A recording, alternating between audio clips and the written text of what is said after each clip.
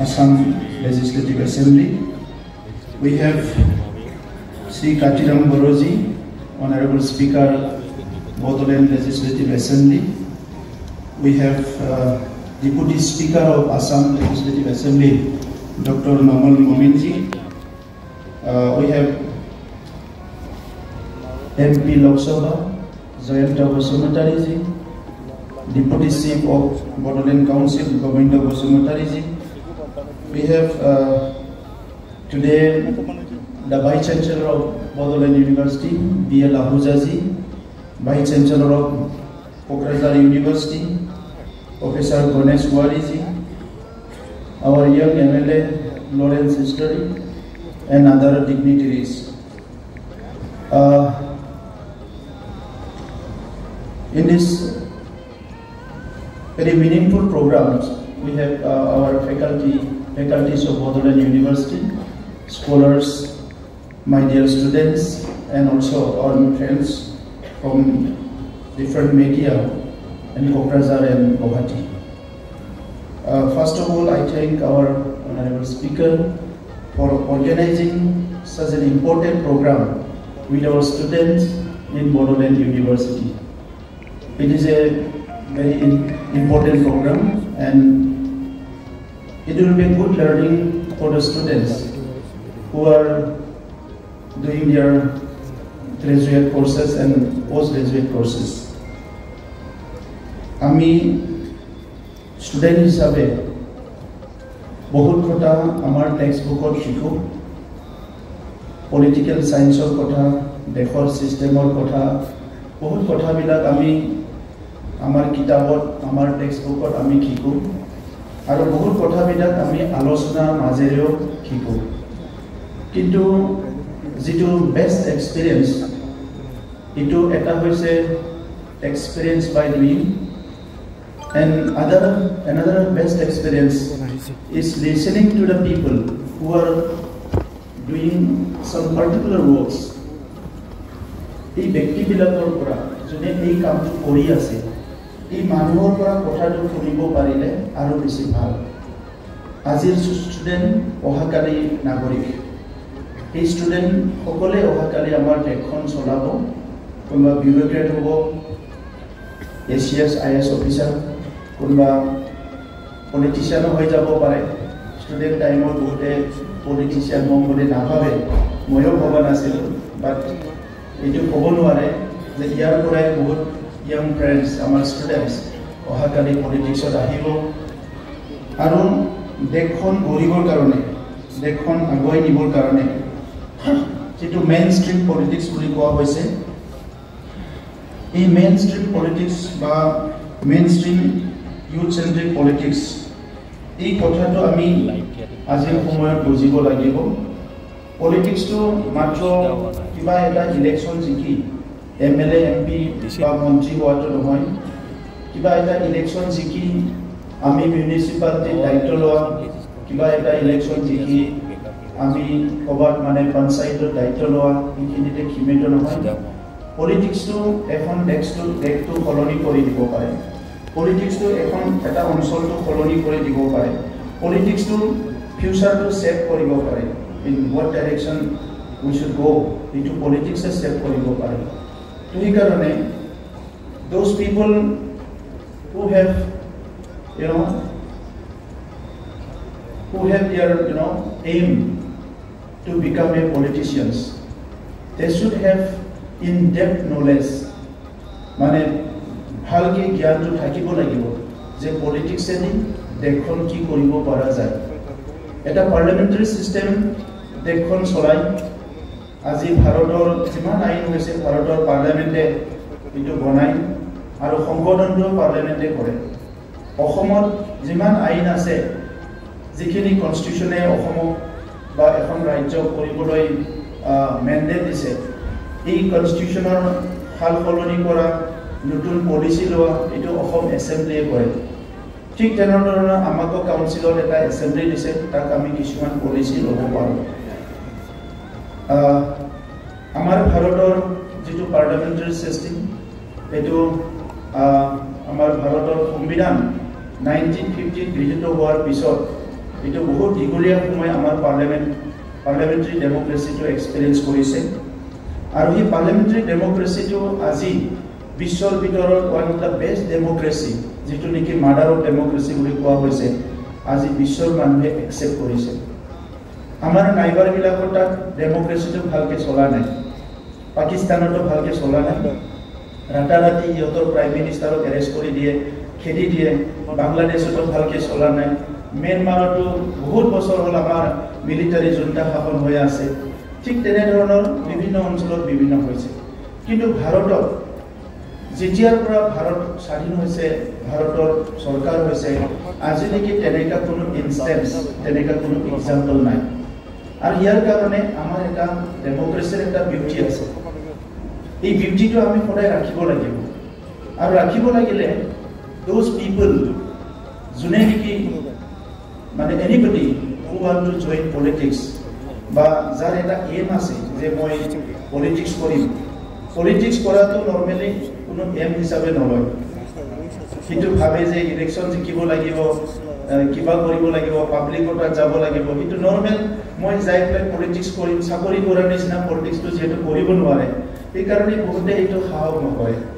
কিন্তু আজিৰ সময়ত আমি পলিটিক্সটো এটা এম ইন লাইফ বুলি ল'ব লাগে কাৰণ কোনোবা এজন ব্যক্তিয়ে if he or she is special in some subject some the area he যদি আহি পেলাই যদি পলিটিক্স কৰে সেই পলিচিটো ভালকৈ বনাব পাৰিব ময়ো পলিটিক্সত আছোঁ এতিয়া নিউ কামাৰ পলিটিচিয়ান কিন্তু লং টাইম যিটো এক্সপিৰিয়েঞ্চ কৰিছে কেতিয়াবা কি হয় দেশত কোনোবা ধৰি লওক এডুকেশ্যন মিনিষ্টাৰ হৈছে বাট হি ডাজন্ট ডিজাৰ্ভ কোনোবা হেল্থ মিনিষ্টাৰ হৈছে বাট হি ডাজন্ট ডিজাৰ্ভ কোনোবাই ইণ্ডাষ্ট্ৰি মিনিষ্টাৰ হৈছে he doesn't deserve because he না ইকনমিক পঢ়িছে ইকনমিক ছাবজেক্টটো পঢ়িছে না হি ইণ্ডাষ্ট্ৰিয়েলাইজ পঢ়িছে ইলেকশ্যন জিকিল MP হৈ গ'ল MLA হৈ গ'ল কিবা এটা মন্ত্ৰীত্ব দিব লাগে তাক ইণ্ডাষ্ট্ৰিটো দি দিলে তো হি কি কৰিব বেচেৰা ভাৰতৰ ইণ্ডাষ্ট্ৰিৰ ইতিহাসটো হি নাজানে বৰ্তমান যি গ্ৰয়িং ইণ্ডাষ্ট্ৰি ভাৰতত কি চলি আছে ইণ্ডিয়াত অসমত এই কথাখিনি সি কেতিয়াও ষ্টাডি কৰা নাই এজন মানুহক এগ্ৰিকালচাৰ ডিপাৰ্টমেণ্ট দি দিলে সি মানে এগ্ৰিকালচাৰৰ বিষয়ে একো ষ্টাডিয়ে কৰা নাই সি পলিটিক্স কৰিছিলে বেচেৰা কলেজ পঢ়ি ইউনিভাৰ্চিটি পঢ়ি কিবা এটা ছাবজেক্ট পঢ়ি তাৰপিছত সি তাক এগ্ৰিকালচাৰ মিনিষ্টাৰ দি দিলে তো যদি সি এম তাৰ পলিটিকেল এম থাকিলেহেঁতেন তেতিয়া সি গোটেই কনচেপ্টটো লৈ ল'লেহেঁতেন যে মোক যদি আজি এটা ডিপাৰ্টমেণ্ট দি দিয়ে অসমত মই মন্ত্ৰী বনাই বা বড়োলেণ্ডত বা ভাৰতত মই সেই ডিপাৰ্টমেণ্টটো কেনেকৈ চলাম তাৰ এটা বেছিক কনচেপ্টটো সি আয়ত্ব কৰি ল'লেহেঁতেন কিন্তু যিহেতু MA নাই পলিটিক্স কৰা তেতিয়া সি এইটো কৰিব নোৱাৰে সেইকাৰণে আজিও গাঁওবিলাকত বা এনি অঞ্চলত পলিটিক্স কৰা মানুহবিলাকে বহুত বেছি ইউনিভাৰ্চিটিৰ পৰা ওলাই অহা কৰবা PhD কৰি অহা এনেকুৱা মানুহ বহুত কম আছে তো সেইকাৰণে আজি এই যে প্ৰগ্ৰামটো লৈছে ইয়াত ষ্টুডেণ্ট ইমাৰ্চিং প্ৰগ্ৰাম এইটো বহুত ভাল হৈছে আমি আমাৰ পাৰ্লামেণ্টাৰী চিষ্টেমটো কেনেকৈ চলে যিহেতু আমি এই দেশৰ নাগৰিক ইয়াৰ এটা ক্লিয়াৰ আইডিয়া এটা থাকিব লাগিব ক্লিয়াৰ কনচেপ্ট এটা থাকিব লাগিব কিতাপত পঢ়ি আমি আধা শিকিলোঁ কালি ইয়াৰ পৰা কোনোবা এটা ফৰেন ইউনিভাৰ্চিটিত PhD কৰিবলৈ গ'ল তাত সুধিলে যে তোমালোকৰ দেশটো কেনেকৈ চলি আছে চিষ্টেমটো কেনেকৈ চলিছে সেইটো যদি অকল মানে 5 বছৰৰ মূৰত এবাৰ ইলেকশ্যন হয় বুলি ক'লে নহ'ব ভাৰতৰ সংবিধানটো সবচে দীঘলীয়া সংবিধান বহুত আৰ্টিকেল আছে তাত বহুত ক্লজেছ আছে তাত বহুতখিনি শেডিউল্ড আছে সো সেইবিলাক এতিয়ালৈকে অলৰেডি more than 130-40 এমেণ্ডমেণ্ট হৈ গ'ল স্বাধীনতাৰ পিছত তো এই কথাবিলাক বেছিক কথাখিনি যদি জানি থ'ব পৰা যায় পৰৱৰ্তী সময়ত দেশৰ এজন ভাল নাগৰিক হোৱাত সহায় কৰিব আমাৰ ফাণ্ডামেণ্টেল ৰাইট এণ্ড ডিউটিজটোকে বহুতে নাজানে আমি দেশৰ নাগৰিক হয় ভাৰত স্বাধীন হ'ল 1947 চনত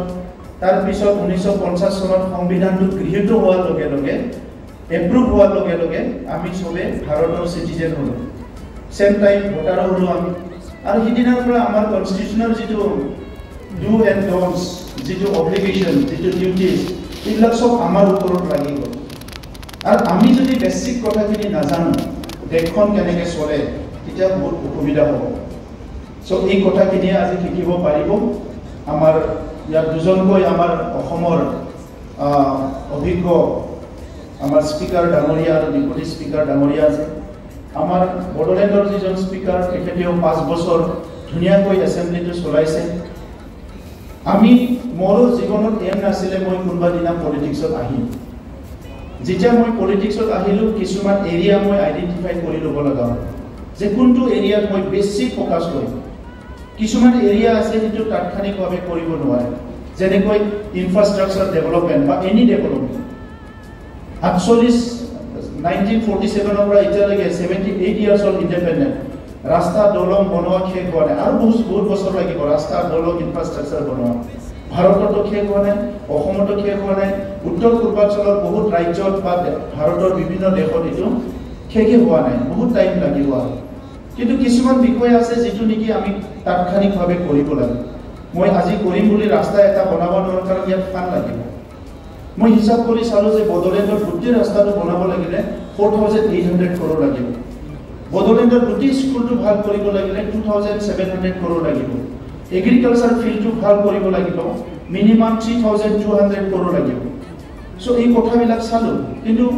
আজি তাৰিখৰ প্ৰয়োজনটো কি আছে পিস আমাক শান্তি লাগে 30-40 ইয়াৰ্স এটা ইনস্টেবিলিটি আছিল এটা ষ্টেবিলিটি আনিব লাগে তেতিয়াহে এটা ডাইৰেকশনত মানুহ যাব পাৰিব আগতে আৰ্মি পুলিশ ভাইলেন্স এনি টাইম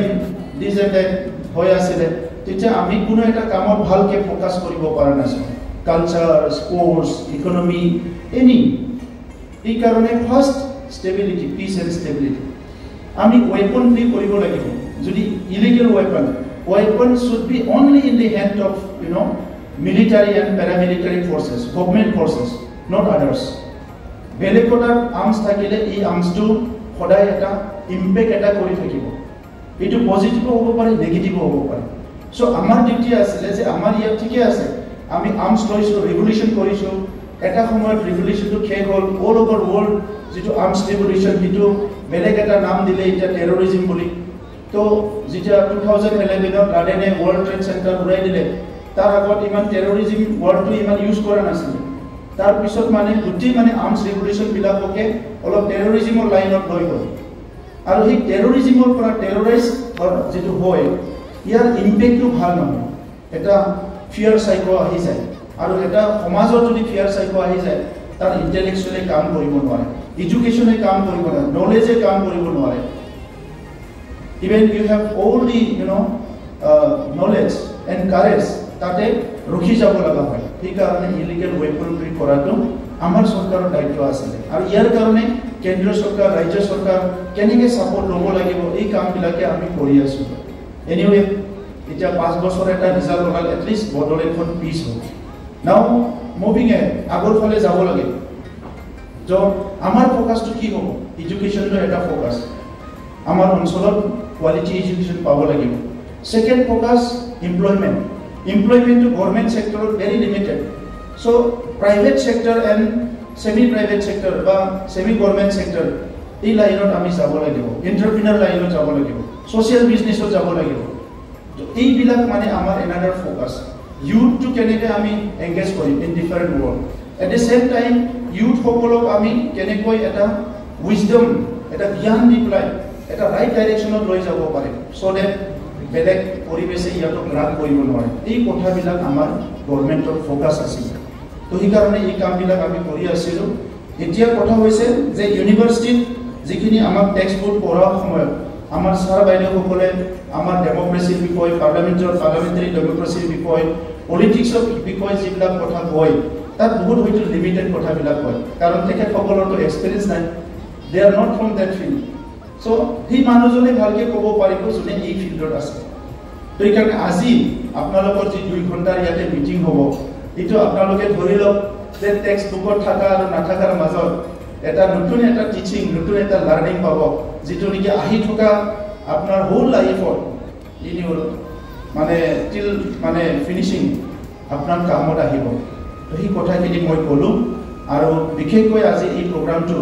আমাৰ কোকৰাঝাৰৰ দুৱাৰ কাৰণে আমাৰ কোকৰাঝাৰৰ ষ্টুডেন্ট সকলক এনলাইটেন কৰাৰ কাৰণে জনোৱাৰ কাৰণে অলপমান জ্ঞান দিবৰ কাৰণে নলেজ দিবৰ কাৰণে এই প্ৰগ্ৰামটো ইয়াত লোৱাৰ কাৰণে অসমৰ আমাৰ অসম এছেম্বলিৰ স্পিকাৰ আমাৰ সকলোৰে শ্ৰদ্ধাৰ বিশ্বজিৎ দৈমাৰী ডাঙৰীয়া আৰু ডেপুটি স্পিকাৰ নমল মমিন ডাঙৰীয়া আৰু বিষয়াসকল যিসকলে সকলো দিশৰ পৰা সহায় কৰিছে আৰু এই প্ৰগ্ৰামটো অৰ্গেনাইজ বড়োলেণ্ড ইউনিভাৰ্চিটিয়ে ছাপোৰ্ট কৰাৰ কাৰণে মই সকলোলৈ ধন্যবাদ জনাই আজি মই এই প্ৰগ্ৰামটো ইনাগুৰেশ্যন কৰিছোঁ বুলি মই ঘোষণা কৰিছোঁ। Thank U.